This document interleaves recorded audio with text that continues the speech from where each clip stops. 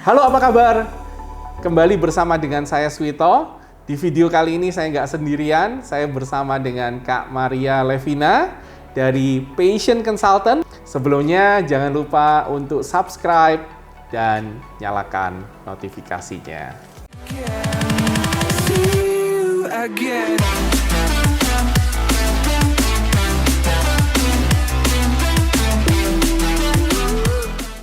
Kak Maria, saya punya pertanyaan yang banyak ditanyakan oleh orang tua dan sebetulnya ini pertanyaan ini ditanyakan oleh orang tua karena students atau anaknya itu ngalamin kesulitan. Jadi ada banyak anak yang nggak tahu harus ngambil jurusan apa. Nah, Kak Maria ini kan selain sebagai students di Indonesia, juga students di Amerika, tapi juga psikolog. Nah, ini paling tepat saya nanya tentang poin ini. Boleh tolong sharing nih? Iya. Kalau dari pengalaman saya, memang bakat minat itu penting ya Pak ya, sebelum kita memilih jurusan. Apalagi kalau misalnya nanti anaknya mau kuliah di luar negeri.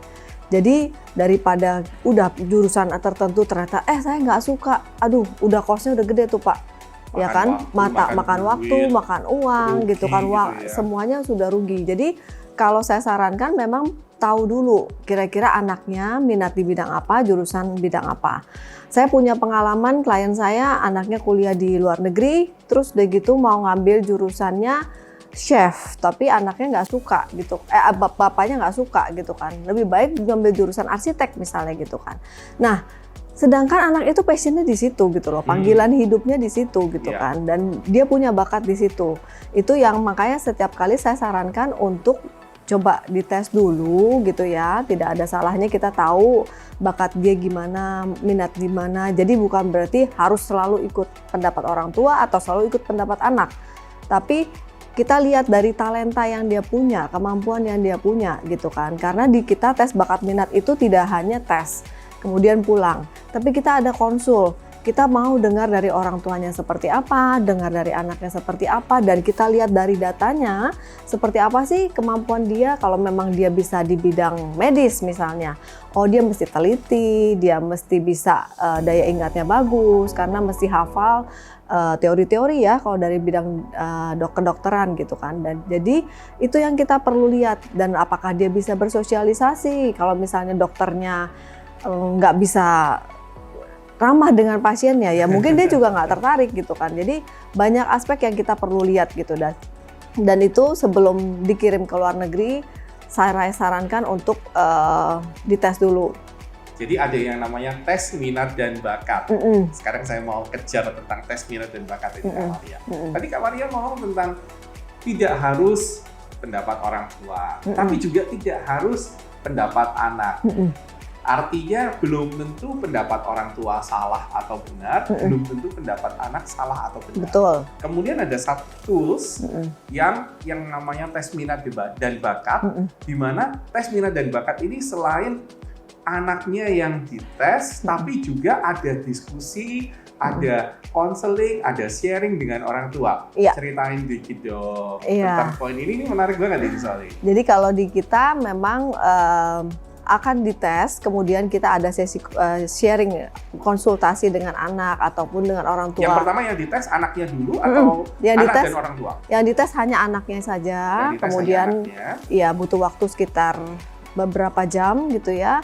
Beberapa jam itu kayak lebih dari 1 jam, lebih dari 2 jam atau lebih dari 3 jam? Lebih dari 3 jam. Lebih dari 3 tapi jam. Nanti akan kita jelaskan seperti apa prosedurnya kalau memang sudah mau mendaftar di kita. Dan memang itu biasanya kita lakukan di weekend atau di hari yang anak tidak sekolah supaya ada waktu yang lebih panjang. Kemudian maksudnya juga supaya tidak terganggu, supaya nggak buru-buru seperti itu ya. Oke. Jadi kita akan konsultasi, kita akan dengarkan pendapat orang tuanya tentang anaknya. Sesudah anaknya dites 3 jam itu, kemudian kita dengarkan pendapat orang tua. Iya, Kemudian juga dengarkan pendapat anaknya gitu ya. Kemudian setelah kita lihat itu bersama-sama. Anak kita pisah, Pak. Anak hanya ketemu dengan psikolog. Orang tua akan ketemu dengan psikolog. Sendiri-sendiri. Iya. Oke. Dan kemudian nanti hasilnya kita akan nggak bisa langsung ya, pasti kan kita mesti proses dulu gitu, kita mesti analisa hasil tesnya, hasil interviewnya, kemudian baru setelah itu akan kita buatkan report, dan reportnya itu kita ketemu lagi nih Pak sama orang tua sama anaknya. Kita jelaskan core-nya dia, kelebihan dia di mana. Mungkin bisa jadi dia memang kemampuan IQ-nya tinggi, kemudian sosialisasinya bagus. Jadi ada 3 aspek yang kita lihat Pak. Sikap kerja, kemampuan intelektualnya, jadi IQ-nya, sama kepribadian anak ini. Itu 3. Dan kemudian bakat minat penyertai ya, otomatis ya. Kemudian tes bakat dan minatnya itu juga kita lihat kemampuannya di mana. Seperti itu. Nah, sekarang pertanyaannya menjadi begini. Pada saat seorang anak berhadapan dengan psikolog tanpa orang tua, kemudian orang tua berhadapan dengan psikolog tanpa anak, akankah terjadi bias? Akankah terjadi hal-hal yang sebetulnya anaknya mau, orang tuanya nggak mau, atau orang tuanya mau, anaknya nggak mau, atau totally anaknya mau A, orang tuanya mau B? Karena kan tanpa mereka berhadapan bertiga soalnya kan, nggak ada anak dan orang tua bersamaan. Nah itu apa yang terjadi kalau sampai seperti itu? Kita lihat tesnya Pak, lihat data. Lihat data, kira-kira anak ini mampunya di mana, dan memang kita nggak bisa bilang bahwa anak selalu benar atau bapak selalu benar ya. Jadi kita harus lihat dari datanya. Kalau memang dia misalnya ambil jurusan akuntansi, tapi dia nggak teliti, dia maunya akuntansi, tapi dia nggak teliti, ya otomatis kita jabarkan. Ini loh, kalau kamu memang mau ambil jurusan ini, kamu harus meningkatkan ketelitianmu gitu loh. Bukan berarti nggak bisa, tapi kamu harus tahu bahwa kelemahanmu di sini. Apakah kamu mau terus dengan jurusan itu, atau kamu mau memperbaiki dirimu supaya bisa di jurusan itu gitu kan. Jadi ada di sesi itu kita ngobrol Pak, jadi tentang kemampuan dia seperti apa gitu loh. Nah, ngobrol itu artinya pada hari itu juga atau sesudah pas proses konseling semuanya? Ya, setelah proses konseling, setelah proses tes dan sebagainya kan kita akan buatkan report ya Pak ya. Nah di report itu kita akan kasih lihat hasil reportnya seperti apa, kemudian akan kita jelaskan juga gitu loh kenapa di jurusan itu. Student, ya, atau dengan parents atau dengan dua-duanya dan saya pribadi ya. Jadi pada saat sharing report itu baru ketemu 3 pihak ya. Pada saat interview konseling itu ketemunya hanya 2 pihak, kemudian 2 pihak. Oke, menarik ini. Iya, jadi kalau misalnya saya memang sarankan untuk tes yang memang tidak hanya hasil ya, di beberapa tempat mungkin hanya tes kemudian hasil gitu ya. Terus saya juga dulu waktu kuliah kan mau ngambil jurusan psikologi juga saya seperti itu Pak, tes bakat minat. Tapi hasilnya baca sendiri, itu pun mudah-mudahan mengerti ya. Tapi kalau misalnya ini kan kita ada penjelasan hasil, jadi dari saya akan menjelaskan ke orang tua kenapa ini nilainya segini, kemampuannya seperti ini, seperti itu. Ya. Nah sekarang yang menjadi pertanyaan saya adalah seberapa membantuyakah tes minat dan bakat ini, terutama ke student-student yang selama ini sudah sering dibantu, student-student yang sekarang ini mungkin bukan cuma sudah dibantu, tapi bahkan sudah selesai sekolahnya, sudah selesai kuliahnya. Bisa sharing beberapa contoh kasus juga. Iya, kalau misalnya ini saya memang masih berhubungan dengan klien-klien saya, rata-rata memang saya tidak bilang 100% otomatis mereka merasa tes bakat minat, tapi mereka merasa itu mereka terbantu Pak. Jadi misalnya menjembatani kebutuhan mereka antara orang tua dan anak gitu. Kadang-kadang orang tua merasa jurusan itu nggak make money lah gitu kan. Terutama itu ya.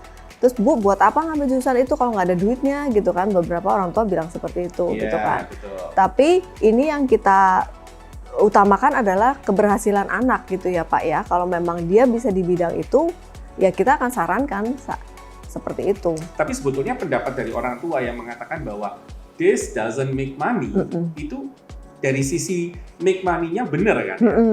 Jadi gimana cara menengahinya ini?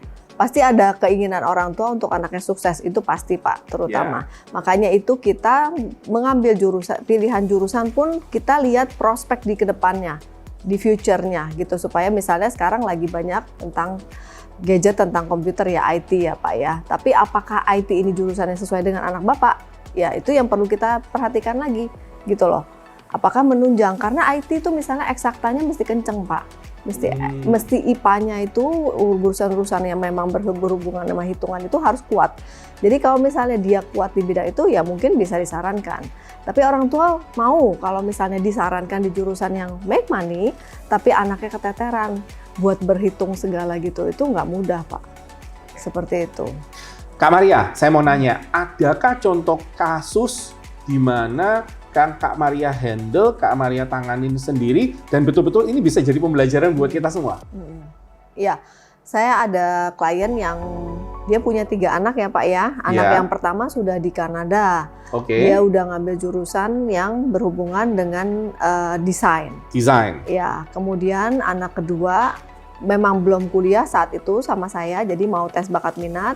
Dan yang kecil juga dia dari Taiwan, tapi balik ke Indonesia. Dari Taiwan balik ke Indonesia, karena merasa bahwa nggak bisa ngikutin situasi dan pelajaran di sana gitu kan. Orang tuanya udah stres nih Pak ya, maksudnya memang anak saya harus seperti apa. Dan yang pertama bapaknya itu pingin anaknya anak yang pertama ini di jurusan desain. Tapi anaknya sudah berusaha belajar di jurusan desain, tidak sesuai dengan panggilan hatinya, dan kemudian dia memilih jurusan memasak, chef.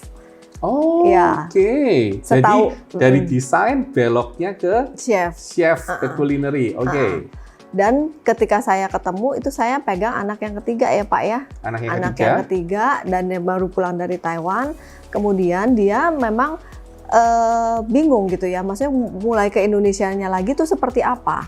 Kemudian saya bantu dan akhirnya saya tahu ini anak, kita tes bakat minat juga ya Pak ya, dan kita lihat anak ini talentnya luar biasa di gambar. Sebentar, tadi dibilang papanya stres, sekarang dibilang anaknya talent luar biasa, ini bisa dijelasin, ini sesuatu yang kontras ini soalnya. Iya. Jadi papanya stres karena pulang ke Indonesia, bingung anaknya mesti diarahkan kemana. Jadi dia mulai masuk ketemu saya kelas SMA kelas 1, kemudian pindah ke Indonesia ya, dari luar negeri pindah ke Indonesia, dan akhirnya saya bantu sampai dia kelas 3 dan kemudian mulai kuliah. Nah itu saya dalam proses itu saya kenali keluarganya, saya kenali anaknya kesulitannya di mana, kemudian sistem belajarnya pun saya arahkan untuk sampai dia bisa mengikuti pelajaran di Indonesia dan akhirnya memilih jurusan yang dia pilih. Ceritain secara teknisnya nih, maksudnya apa sistem belajarnya diarahkan ini? Iya, jadi misalnya Pak ya, anak kan memang tidak punya keteraturan belajar, misalnya seperti itu, disiplin waktunya seperti apa. Makanya dia di luar negeri itu dia keteteran karena waktu bangun tidurnya gitu ya, dia nggak tertib gitu ya, mestinya udah masuk sekolah tapi dia belum bangun seperti itu. Jadi itu yang memang saya harus edukasi ke orang tua dan ke anaknya juga, dan ada beberapa les tambahan ya Pak ya, yang memang saya mempersiapkan dia untuk bisa keluar dan pilih jurusan yang sesuai. Jadi orang tuanya stres, anaknya sekolah di Taiwan. Orang tuanya stres karena nggak melihat anaknya sebetulnya menguasai atau berhasil di pelajarannya, di sekolahnya. Kemudian setelah melewati tes minat dan bakat, sebaliknya Kak Maria malah menemukan ternyata anak ini sangat bagus sekali. Tapi di sisi yang mungkin orang tuanya selama ini belum melihat, betul ya? Betul. Oke. Orang tua kadang-kadang fokusnya memang bagus sih, memang perlu peduli dan khawatir ya akan masa depan anak ya. Tapi kita juga harus lihat talenta dia di mana, dan itu yang saya lihat, oh ini anak sharing sama saya Pak, selama kita sama-sama gitu ya, sharing sama saya kemampuannya dia di mana, dan itu yang saya rasa, Pak saya rasa ini cocok di jurusan animasi misalnya seperti itu. Dan memang kebetulan anak ini dapat sekolah di Singapura ya waktu itu ya, untuk ngambil jurusan animasi, dan sebenarnya dia dapat beasiswa, tapi karena usianya, dan dapat kerja tapi karena usianya lebih muda dari persyaratan di Singapura, jadi dia ditunda, tapi dia tetap kerja di bidang animasi ini gitu loh Pak. Luar biasa sekali sharingnya. Perhatikan, orang tua yang stres gara-gara anaknya tidak berhasil sekolah di Taiwan menjadi anak yang mendapatkan beasiswa dan berhasil di bidangnya. Orang tua, parents, students, jangan stres. Karena ada Kak Maria dan ada tes minat dan bakat. Ini akan menjadi tools yang sangat membantu. Oke, di video kali ini kita sudah ngobrol mengenai tes minat dan bakat bersama dengan Kak Maria. Dan perhatikan, di sana ada banyak pelajaran yang menarik. Mulai dari sisi orang tua yang stres, anak yang tidak punya harapan, sampai ternyata menghasilkan sesuatu yang membanggakan baik bagi orang tua dan bagi anaknya. Ini menjadi satu pembelajaran buat kita. Jangan cepat stres, karena kita punya tools yang akan membantu parents dan students. Terima kasih, sampai di sini dulu. Salam dari Suito. See you again.